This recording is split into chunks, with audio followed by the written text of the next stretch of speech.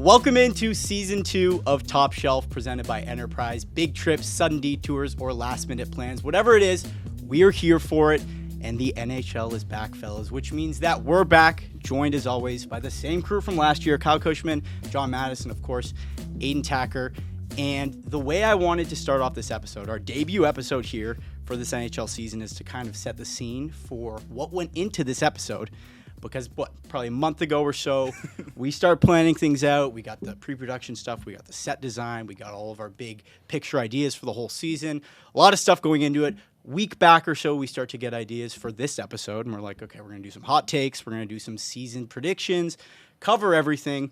And just as we're putting the finishing touches on everything yesterday, literally as we're finishing that document, the best player in hockey, probably the best athlete in the world right now, flips the entire landscape of the NHL on its head. Connor McDavid is extending in Edmonton, $12.5 million. He didn't take a single dollar more, the exact same as last time, despite Kaprizov breaking records with his deal, despite everything that went into this, friendliest of team-friendly deals. And let's just start it off with what were your guys' reactions when it happened? Well, I was disappointed that we just had this whole strategy about our episode, but I was like, okay, what's literally actually... as we finished our so much fun. We were in a meeting and we were like, well, what if McDavid signs today? No, we're like, that's not happening. And then we click off, you sit down, you're like, oh, you see the buzz start coming. And the instant reaction was, okay, you kind of figured he was going to go short term. You kind of figured he was going to go under that $17 million because he does so desperately want to win. But 12.5, I was surprised. Well, it was funny the way it was reported, right? Because it was like under Kaprizov's number, and then it was under 15, and then it was under 14, and then it's just 12.5 again. Like, of all the outcomes, we kind of figured it would be short term, as you mentioned. We thought it would be less than Kaprizov, but no raise at all. I didn't see that coming at all. Connor, you're not accounting for inflation, man. No. Like, Literally. Cost of living is rising. You need to get your paycheck. Yeah, I'd say stunned was the word. Yeah. Is the word that I would use to describe like me in that moment in terms of seeing the AAV. I had to check, is this actually the Oilers' real Twitter account? Like it's to that point where it's like this seems fake. The 2 years, totally fair. It was kind of going 2 or 3 years in that direction, but I mean, I had just published a bold prediction in the Score app of 2 years times 17.25. I thought he'd go above Kaprizov. Just missed a little bit. Just missed the mark. But you had the like 2 years. To be fair, and to pretty much anyone who's talking about this and has been surprised, like even his camp was surprised that he was willing to go that low. It's kind of like this is a Connor McDavid decision. So yeah, stunning stuff. Yeah, I mean, I think anytime like the extremities of Connor McDavid and who he is, like anytime something like this happens, we have to dedicate the whole show to it. I mean, you don't get this very often, so we're going to explore every single avenue, every single whatever you want to call it that this impacts, because it's true. The entire league gets flipped upside down when something like this happens. That's what we're here to do today, and we're going to start with you, Kyle. We want your biggest takeaway, your biggest angle on this Connor McDavid extension. Yeah, after the initial shock of everything that happened there, my immediate reaction goes to, what's the last time we saw a team-friendly discount like this? Yeah. Like, this isn't just like a little bit less or just maybe going long and having a lesser cap hit or some things like that. This is short-term and $12.5 million, the exact same cap hit that he's had his entire time in his NHL career after coming out of his entry-level contract. And there's some comparisons to Crosby a little bit in terms of Crosby's had the same cap hit his entire NHL career. But the big difference there is Crosby signed for 5 years coming out of ELC and then signed for double-digit years at that $8.7 million mark. And it was a higher cap percentage than what the 12.5 that McDavid is signing for short-term now. So it's not really comparable in any way like that. So for me, it really resets the standard of the players that are like, I want to win, like the superstar level players, to being like, okay, if you're going to talk the talk, you got to walk the walk to a certain extent. And McDavid more than did that with this contract. And the way that everyone talks about McDavid and how much he wants to win and all of these aspects, and yet we still thought it was going to be like, okay, 16, 17, whatever it is. He's walking the walk with this contract, and I think it's going to be fascinating to see in the coming years with a lot of superstar free agents coming up in a rising cap environment. Does anyone replicate this in the coming years? Or is it very much the Kaprizov situation where it's big contracts, big money, long term? I think the interesting thing with Kaprizov is you have to look at, if he's making 17 million and McDavid's making 12.5. But if you're going to go, how much is McDavid getting in his endorsements and all that stuff on top of that? That number's probably creeping past Kaprizov's 17 million. Oh, I'm comfortable saying McDavid's making more money in general. And also you have to factor in Lauren Cowell's business as well. It's a dual income household. But it's interesting to think that like Kaprizov set I'm saying his name in two different ways. Setting the standard for making taking the bag, and McDavid setting the standard for wanting to win and taking that team friendly deal. And I think you'll just see both. And I think we will continue to see wonder what guys are going to do. I think if McDavid had taken this contract before Kaprizov, we might have been everyone around the league might have been like, oh, this is going to be really interesting to see what these guys do now. But because both standards have sort of been set, you're going to now get to really see what do these guys really care about. Well, I think what's complicating the situation in terms of all of us wrapping our heads around these two deals that happened within a week, two extremes, one guy going way over here, one guy going way over here, is the cap's rising, and we haven't fully adjusted. You look at Jackson Lacombe signs this monster deal, Luke Hughes, and they're coming out of their entry level. It's obviously a different scenario. They're not to the caliber of Kaprizov and McDavid, but nevertheless, a lot of sticker shock there. Mm-hmm. But should we be surprised that they're signing for these deals? The cap's going up exponentially over the next few years. There's tons of room to extend these players, and obviously, if you go for a lot more years, you're going to get that cap hit done, I should say. So I feel like there's just so many layers here where it's kind of messing with everyone's head. You've got the extremes of these two contracts mixed in with we were in the flat cap era for so long, and it felt like no one could sort of break through that glass ceiling unless you wanted to screw over your team financially, right? And then now we've got the opposite happening where it seems like not only is it going to go to 104 next year, the cap, but maybe even higher. And then, the year after that, does it go to 113.5? Oh, maybe even higher. It's these projections might even be on the low end. So we really got to all recalibrate what we think a $10 million player is. Yeah, and to the point of recalibrating there, this contract, the exact same cap hit as what his previous contract is, it's roughly 4% of the cap less. So when you're talking about the math going forwards, that's a significant amount when you're talking about basically $100 million. So it frees up a lot of room, obviously, for these next couple of years. And like I said, he's walking the walk with this contract. It's something like the Oilers now have $22 million or something like that in cap space next summer, and they've got their main core guys up front locked up, and then they've got their top three D-core locked up in Bouchard, Nurse, and now Wallman with that 7 by 7. But it'll be interesting because I think with McDavid taking that 12.5 and with these guys taking those bigger contracts, I just think the Wallman contracts are the ones that are going to become very normal. Your second pairing guy is just going to be, it's he's going to take up $7 million. It's not, we'll spend $15 million on our top pair and we'll spend $4 on our middle pair and then got the two guys at the bottom making $1 or $2 million. It's if you're a full-time NHLer now after getting an ELC, I think we're going to see a lot more of those guys being that 13th forward is making $2.5 million because that's just what the standard is going to get driven to. No, yeah, it's all true. I think it's probably for the first time in a long time we're seeing, obviously normally you have it flip-flop where team dishes out a prove-it deal. McDavid is giving Edmonton. They're you guys prove it to me. I'll come back for a couple more years, and we're going to win this thing, and I'm going to let you guys take care of all of that. Otherwise, it was an incredible power move where he's it's all time. Not only am I going to take a discount, I'm going to take a huge discount so that if you don't hold up your end of the bargain, it's going to be so obvious that you screwed up and I didn't screw up, and I'm just going to walk in 2028 and my optics, my PR, if you will be through the roof, assuming he continues to be the best player in the room or best player in the world. And then, the Oilers are going to be sitting there going, we had this guy for 13 years and we were unable to win a cup. And, they could easily win the cup over the next 3 years. And they could win too. The chances went through the roof here. And honestly, if we're talking about scenarios, it might be more likely that they win a cup in the next 3 years than they don't, given the amount of space he's opened up and the fact that they were right there anyway. Yeah, I hope so. And that's my big takeaway of this right now is just that the kind of the countdown around McDavid is sort of on here. Yes. He could 100% spend the rest of his career in Edmonton. I think that wouldn't be a surprise, but he does really want to win. That's priority number one. He wants to win in Edmonton because he doesn't want to be the one superstar that has to go somewhere to win. He doesn't want to do the ring hunting thing that a lot of superstars and other sports You're going to call somebody out there. Yeah. I was thinking about it, but it's Kevin Durant. Yeah, there it is. Go outside. I think hockey.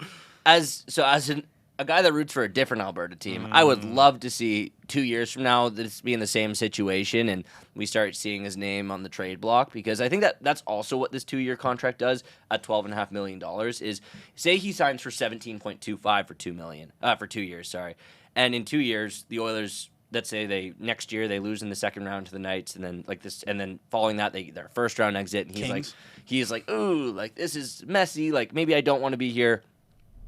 You can't lose McDavid for nothing, 100%. So if they're in a spot where 2 years from now they do need to trade a Connor McDavid, how much more tradable is a $12.5 million deal than a 17.25? Just because teams they're gonna have their own players they're paying crap loads of money, and I don't know if McDavid is going to go anywhere, but the clock is now officially on. With this contract, I don't think anybody was looking at it like he was going to get traded this year or walk, because it's like maybe a little bit, maybe that guy was thinking about him leaving, but I think for the most part, everyone knew and still does know that he wants to win in Edmonton. He feels like he needs to.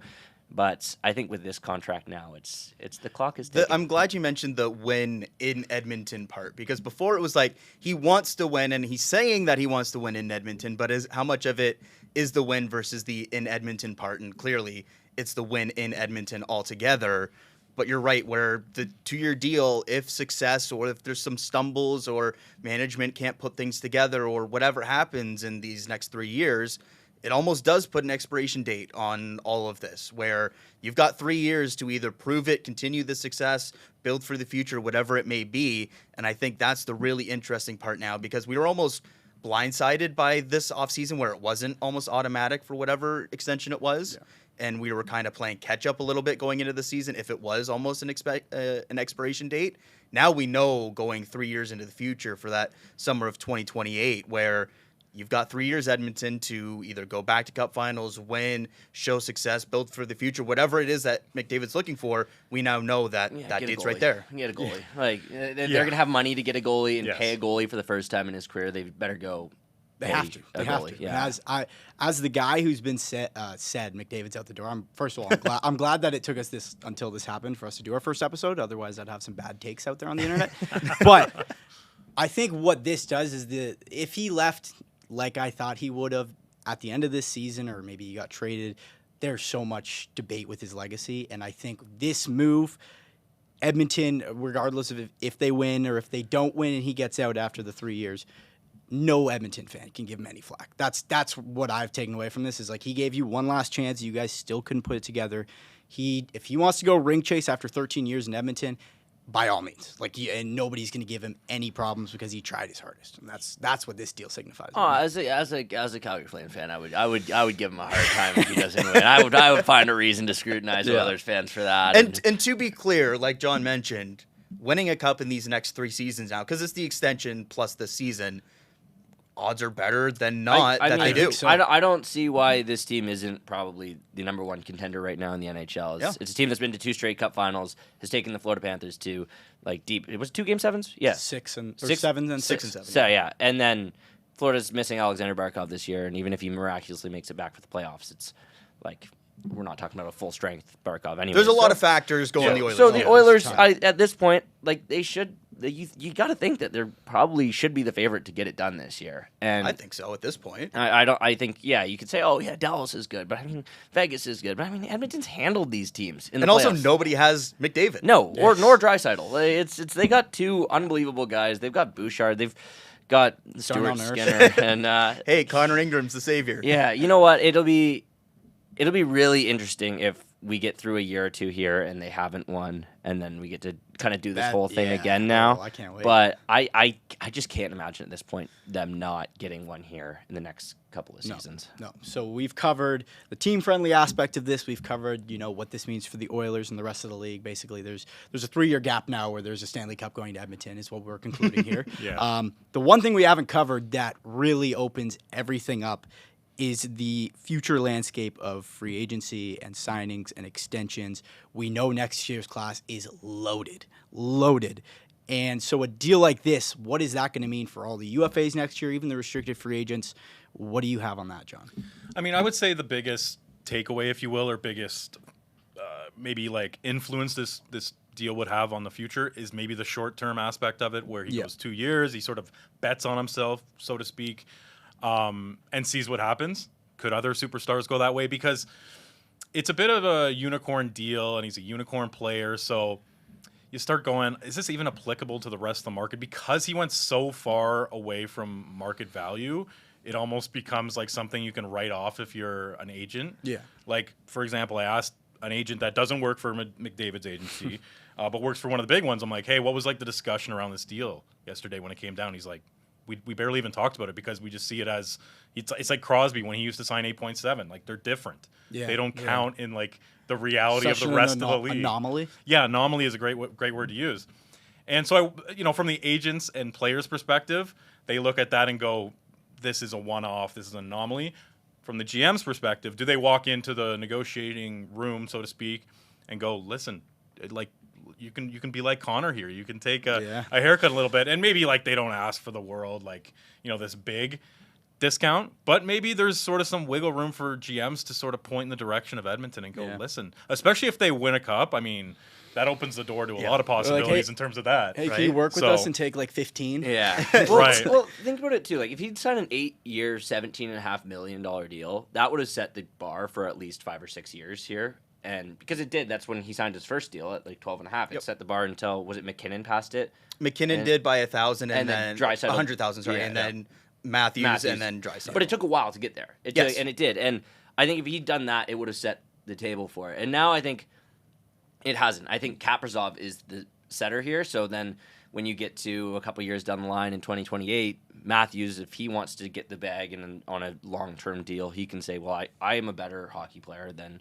Kaprizov, so I want 17.8 or whatever. Also with $15 more million on the salary. Yes, whatever it is, like that will be the, like, if people who want to chase the bag, they can compare themselves to Kaprizov. If you want to take a deal, then if you want to take a deal, that doesn't even matter what McDavid did. If you want to take a deal, you're taking a deal regardless. I think we've talked about like lots of guys who are pending coming up, and like, for example, Jack Eichel. Jack Eichel will go get paid somewhere if he really wants to, but if he wants to take a deal to stay in Vegas, I mean, he could sign for what Mitch just signed for and call it a day, basically. Or he could take 13 and say, I'm happy in Vegas, I'll stay here, and this works with our salary cap. Or he could say, no, I want to get the Kaprizov money, and they might pay him that too anyways. Yeah, I wonder about, like, if there's any players out there that sort of, like, feel emboldened to do what maybe they already wanted to do, which was, prioritize winning over the bag, especially if they've already got, like, $80 million in the bank or whatever. Like, let's just blue sky, like with Jack Eichel. Like, is he sitting there going, like, I was already kind of thinking of like coming around Mitch's number. I hadn't told my agent that yet because he wouldn't be happy with it, but like this sort of gives me the case study or like an example, a case in point. And then obviously Crosby as well over the years, where it's like McDavid and Crosby are the most influential players of their generation. Did players look around and go, like, if he can do it, I'll do it. Like, that's kind of how society works, right? Like, groups work. I think it's probably easier said than done for guys like us, where we're not, debating between 12.5 million and 17 million. But my that would standpoint, be nice. That sounds like a great life to live. Maybe a couple up seasons down the road here at Top Shelf.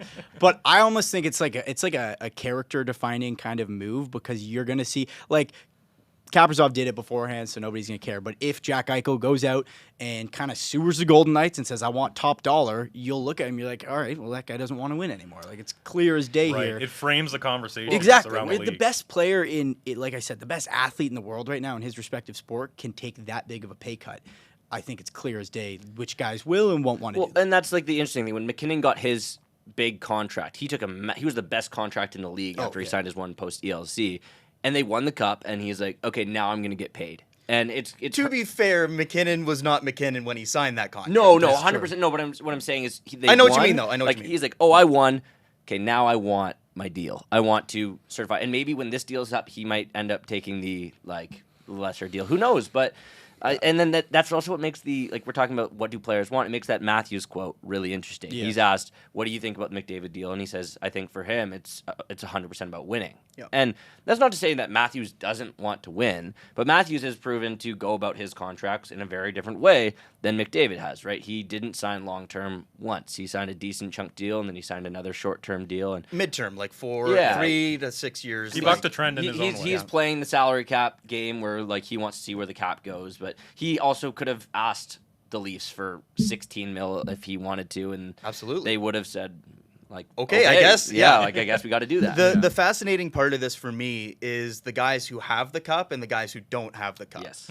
Because McDavid's doing this without the cup. We're talking about a guy like Jack Eichel who just won one. Yeah, he can McKinnon, the example you gave there, his contract, the factors aside from why it was so low, didn't have a cup, wins a cup, and now he signs for bigger money. There's a lot of factors that go into that desire to win versus the get your bag element. And clearly for McDavid, being so close these 2 years and missing out on it is clearly a factor in him signing for the short-term, lower money deal. And I'm curious to see when we get to some of these free agents coming up, because some of them have the cups and some of them don't, which way they go and whether it trends closer to Kaprizov and closer to McDavid. I think the most interesting one's got to be Cale Makar coming up, because Yes. he's the one where Colorado sort of feels like they're trending like a little bit the wrong way. And Really? You think so? I think they're getting older, and like they don't have a lot of young pieces coming up. Probably one of the weakest prospect pools in the league. And obviously you have McKinnon and Makar, so you're not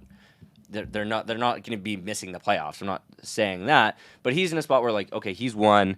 Does he want to sign 8 years? Well, like, he won't be able to do 8 years. That's CBA change 7. But does he want to sign 7 years, or is he like, okay, maybe I sign 2 to 3 years in Colorado, similar to McDavid, to see where this team is trending for the future? Because he's a guy that he could ask for 17 and a half, 18 on the market, and someone's paying Cale Makar that money. And another thing for him is the positional value, right? Where we've seen forwards get these paydays, haven't seen that for defenders in the same way. How much responsibility does he feel to reset the high end of that market as well as the first guy that's coming up? We're going to have Quinn Hughes after that as well. There's guys that are going to reset the defender market there, and Cale's going to be the first guy up. Yeah. I think that part really piques my interest. It's just, what are other guys going to get from this? So, to end us out here, let's play a little game presented by Enterprise. We're calling this one the over-under. Simple as it gets. Creative name. Creative. Super creative name. Over-under. The 2026 free agent class versus Connor McDavid's current deal. So okay. I've got some RFAs. I've got mostly UFAs, but I'm going to throw 10 names at you guys. You're just going to simply come to a conclusion. Will they get more or less than that 12.5 AAV? First one up, RFA next year, Connor Bedard. Ooh, that's a fun one to start. Connor Bedard. Who makes more next year? So my immediate thought is, if he wants a little prove-it deal from Chicago, or if they want a little prove-it deal for him before giving him the bag, it comes in the under. If he has a really good year this year and maybe Chicago takes a little bit of a step forward and he's like, I want 7 years, I could see if a 7-year deal for Bedard, best case scenario this year, could go over that number, but I still think it goes under that, probably on something short-term. Under? Yeah, I'll go under, although I feel like there's a small chance, like Frank Nazar signed a long-term deal. They're sort of like tied together at this point. Does he just say, hey, and like Chicago's a great organization, great history. Like there's no reason for him not to sign long-term, but maybe he sees the value in going short-term and then going, 7 years down the road. He'd obviously wait for the Gavin McKenna sweepstakes, right? Like, Well, it's also just so dependent on what kind of season he has. They also this year. have his rights for a long time. Yes. Yeah, So it's he true. can sign like a 6-year or 7-year deal even, and basically you're only buying like 1 or 2 UFA years, if that at this point. For me, it's an under, because I do think that these younger generation guys, especially somebody like Bedard, 2-3-year deal, and then when the cap is really skyrocketing, that's when you look at like the second contract for Crosby and some other guys like that. Yeah, I like that point. Like, quickly, like once they get to that, more money, and probably can pick his own destination. Then I think it makes way more sense. We're on the under for Connor Bedard. Next up, Calder winner Lane Hudson. So what was the story? He was. Like, They were talking he wanted 8 times 9 or around that, a little bit less. It's going up now. And then Lacombe signed and Hughes signed, and that changed it. I think it's still under. I think it's because there's if he wins the Norris this year, I like had him second. If he wins the Norris, it's over. it's over for sure. But if he has a similar year to last season, probably talking about like 11 million, 10.5. Right? Yeah, I'm going to go under. Under? Under for me. Under. All right, 2 through. Under on both. Third on the list, Adrian Kempe. Okay. So this is a guy who has a very unique kind of skill set in the free agent market, where he's this powerful winger. He plays the quarterback. Plays defense. Yeah, he plays quarterback defense. He throws insane hip checks. He's a ridiculous player. But On an open market, is anyone really going over 12.5? I'm going to say no, but I think his number is going to surprise some people whenever he signs. I think he's Yeah, he's got some leverage too in LA, where you've got Kopitar leaving after this season into retirement. Doughty is getting way up there. They've got like Byfield and Clark, but like Kempe's kind of their older, statesman at this point moving forward. So he has that leverage, but I'm going to still say under because I think he's like in the low double digits. Like 12.5 is too rich for me. Guys, like Kaprizov got for That's what I'm 17 thinking, million. like, I think this Lacombe, over 9 million. Kaprizov's a top 10 player in the league. But Kempe could go in and say, Kopitar's gone. If you keep me, like, we're probably still a playoff team. If you lose me, you're still not that bad. But like, can the Kings afford to lose Kempe? I'll give you this: if he like goes off this season and has like a career year, like 35, 40 I think goals, you're onto something. 80 points. I think he could ask for 12.5, and I don't think the Kings have the bandwidth to lose him. Yeah. Basically, I like this trend we're doing. Where like we're comfortably saying under, but we have to save face and be like, if he wins the Norris, if he goes off, I'm going to say over on Adrian Kempe. Okay. The way that you've presented these players, there are realistic ways that they are over. Yes. For sure. I'm going to say over on this one though. Okay, and I like then plant my flag there. I like it. In LA though, or elsewhere? In LA. Okay. In LA. Next up, really big deal. Kyle Connor. Where's he? It's got to be over. Easily. For sure over. For me, he's the Kaprizov comparable here because he's the smaller market, big time winger. Mm-hmm. Can they afford to lose him? No. Can they get anybody else to replace him? No. For me, I'm honestly expecting this one to be like higher than Draisaitl. Yeah. I'm saying at least 15, 16 million here. I think 14, 15 range. This is a guy that like was probably playing at like an MVP level pace for a lot of last year. He wasn't really. I wouldn't there, go that far, but for parts of the season, he was like incredible. He's a and pretty driving flawed the best player, for, though. Yes, 100%. I was gonna say I don't know if you know the goalie that they have back yes, there, but 100%. But he was like, this is a reason why Mark Scheifele had a career year last year, and why Josh Morrissey is one of the best offensive defensemen in the league. Because this guy, this guy can finish like. I don't know how many like better pure goal scorers there are in the NHL right now, and he's the kind of guy that could win a Rocket Richard. He's the kind of guy that could have 100 points easily. And Winnipeg will give him like Winnipeg to keep him will go over 12.5 million easily. All right, that's 4. John, I'm over too. Okay. He's over. Okay, over Draisaitl too. On the open market, yes. With the Jets, not. Ooh. You think he takes a little cut? I like. I'm the opposite. I like that. All right, fifth one on the list, Marty Matisz. God. He's a fast. He wants the over can I so go bad. I think I think he goes over because he's put it out there, or the rumors are out there that like he clearly wants to get paid, and I think that if he doesn't get it from Colorado, he's just gonna walk, right? Like I think this guy, with the totals he's gonna have by the end of this season in terms of like the last 3 years and sort of his trajectory, and like he's kind of the silky playmaker. He's fast, like he can kind of fit anywhere in the league. I think that in free agency, he definitely eclipses a 12.5. So he's a Chicago Blackhawk then, because nobody else is going to have that much cap space that is going to be willing to pay. Just I kind of love that fit. I'm not gonna lie. Yes. I'm taking the over as well, and I'm saying also not in Colorado because the optics of signing Matisz for more than that after you let Mikko Rantanen walk for what you did. So do they trade him then? Probably. They weren't willing to lose Rantanen for nothing. Yeah, they probably do. Yeah. But how did that work out in the do. playoffs, right? Like, I think they're probably stung by that. Don't trade him to Carolina and don't trade him in the division. But imagine very strategic. If they kept Rantanen and let him walk, how'd they'd be feeling worse than if they. Yes. Right? They might have the Stanley Cup though. Well, maybe, but really, was that big of a difference? I guess maybe. It's tough. That's the only reason they didn't get out of the first round. They go through. Yeah. Okay. Matisz is a really hard one to peg in terms of like if he stays in Colorado, he probably deserves to be around McKinnon's number just because the cap environment has changed so much. But does Colorado want to do that? They moved on from Rantanen for a reason. $4.5 million less than Kaprizov is 12.5. Like, it's such a big gap. I know. It's a huge gap. All right, we're over on Matisz. 5 left here. Sergei Bobrovsky. Bobrovsky, UFA next year. Way under. He's taken like $2 million in Florida. I think it's a quick. That's a quick under. Yeah, I think $2 million probably for 6-7 years, basically. Like that's the spread this thing out. Yeah, spread this thing out. Get him to 45. Even though they've said they're going to crack down on that, like I think. Yeah. I think he got more than enough money the last however many years. So I'm okay with that. Another interesting one, RFA here. We got 2 stars in a row. Thomas Harley, I'll just say them both. Thomas Harley, Jason Robertson. Ooh. Robertson under.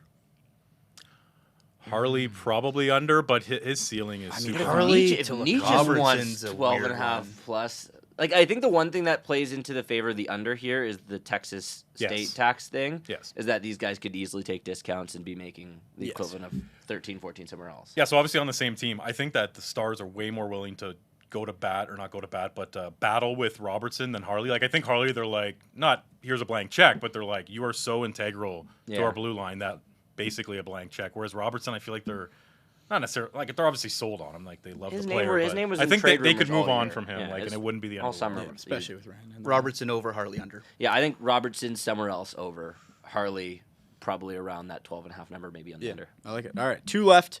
Artemi Panarin, second last one. Should we all just say it at the same time? Over? Yeah, over. Over. I think he could. We talked about this a little bit earlier, and it's on the Score app and some of our big prediction stuff. I think he could break the cap hit record.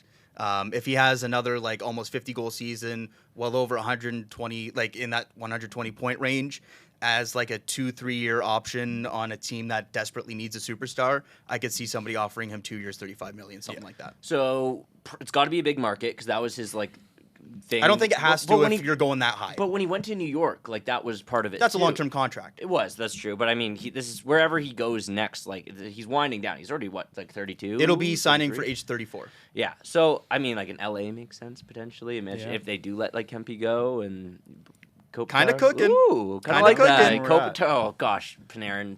I just feel like that just would not work out. But No. yeah, over for sure. I'm curious with that 17 million one as well. We got to consider, too, Paul Theophanous, the guy who Kirill Kaprizov was offered $60 million, and he said, Kirill, let's take a moment and sit and let them, get all sweaty over there in the Minnesota Wild front office, and let's go back with 17 and see what they think. And that's what happened. So, Panarin, Theophanous, Panarin, I don't know, this is a weird thing to say, but he seems like a guy that would go for like the big ticket. That's what I was going to say. I don't know I was why gonna say I that think myself. that, He but seems like the guy that would break the Well, the bank. last time he took the big ticket as the winger and 11.6, Yeah. in New York as In well. the Mecca, so. yeah, he wanted to go there. It's true. I All think right. he's over every day of the week. Yeah. Super Even over in New for York, I Panarin. think He does have to put in like a 2023-4 season, not Yes. what he did last year to get Sure. that. Like if he puts up 80 points this year, I don't think he gets 17. To but me, he will go over 12 and a half no matter what. He has to do the 23-24 to go over Kaprizov. He does whatever he did last year. He's easily going over 12-5. And last on the list, we've alluded to this guy already, Jack Eichel. I think he's gonna sign for Mitch's number. That's my prediction. Wow.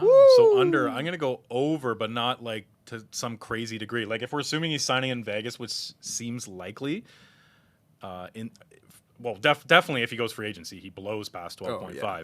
But if he's in Vegas, I still think he goes past it. I don't think it'll be, I think it'll be like closer to Draisaitl Like like a 14 than Marner.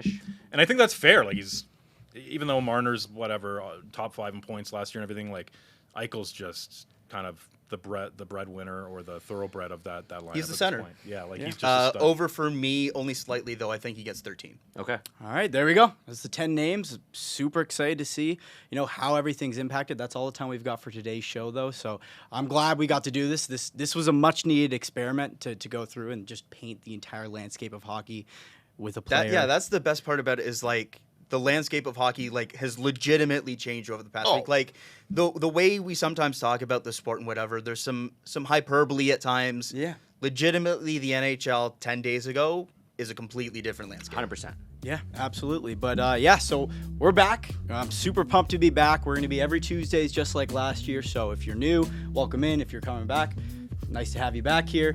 For everybody in the production room, on the cameras, set design, everything that's gone into it to start this season off, thank you so much. Levi Smith, Cushman, John Matisz, Aidan Thakkar. Don't forget to like and subscribe. This has been Top Shelf presented by Enterprise.